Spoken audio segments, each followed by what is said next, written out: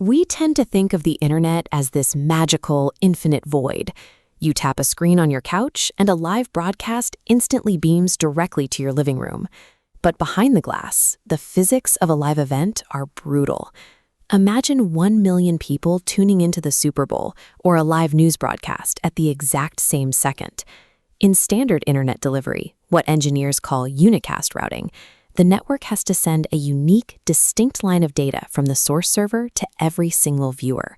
That means creating 1 million separate, heavy video streams traveling across the country at once. If a service provider actually tried to push that much data through their main pipes, the bandwidth would buckle instantly.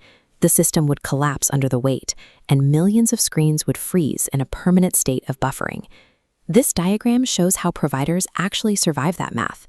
Standard internet protocols simply aren't enough. Instead, providers build a highly engineered parallel system called a metro network that plays by entirely different rules to handle massive capacity. To see how those rules actually work, we are going to track a single frame of live video on its journey from the metro core all the way to the edge of your neighborhood. Looking at this network map, our video frame enters right here at the top, the metro core.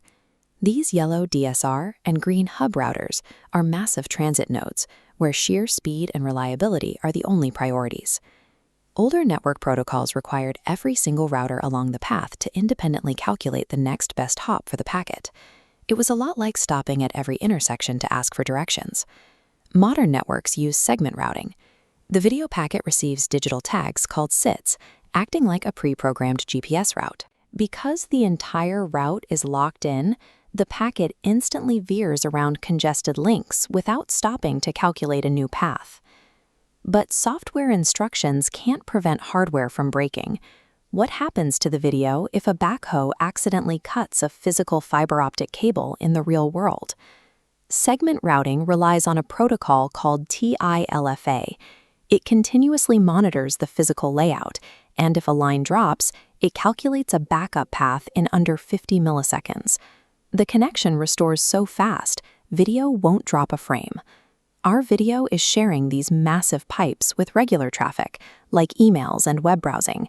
So the network applies quality of service, or QoS, marking the live video packet for priority clearance, never getting stuck behind background data. Through the pre-programmed routing of SIDs, the 50 millisecond reflexes of TILFA, and the VIP clearance of QoS, the core acts as an unstoppable high-speed transit authority. Back to our map, you can see our packet clears the core and arrive here at the service access layer. This is the neighborhood node where the video must finally be distributed to the end users. Remember that impossible math from earlier? We avoided the million stream bottleneck because the core didn't send a million separate streams, it only sent one. This is achieved through a technology called multicast.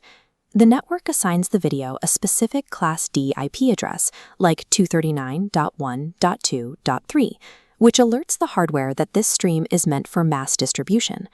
At this access node, IGMP acts as a dispatcher, polling devices to see who wants to watch this channel.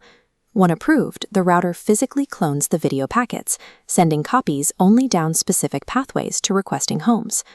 By waiting to clone the data until the absolute last microsecond at the edge of the network, service providers completely bypass the unicast bottleneck and save the core from bandwidth collapse. A modern service provider network operates as an intelligent, reactive digital organism, making millions of logic decisions every second to keep traffic flowing.